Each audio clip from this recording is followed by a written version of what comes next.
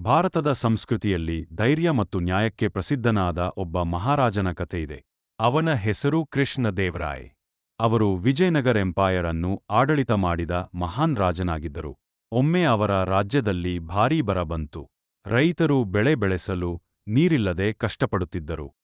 ಜನರು ಅರಮನೆಗೆ ಹೋಗಿ ತಮ್ಮ ದುಃಖವನ್ನು ಮಹಾರಾಜರಿಗೆ ಹೇಳಿದರು. ಮಹಾರಾಜರು ತಮ್ಮ ಪ್ರಜೆಗಳ ನೋವನ್ನು ನೋಡಿ ತುಂಬಾ ದುಃಖಪಟ್ಟರು.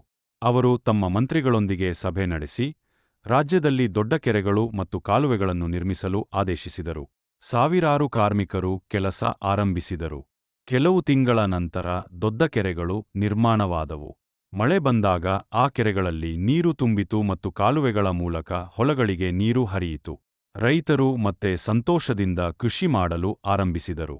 ರಾಜ್ಯದಲ್ಲಿ ಆಹಾರ ಸಾಕಷ್ಟು ದೊರಕಿತು.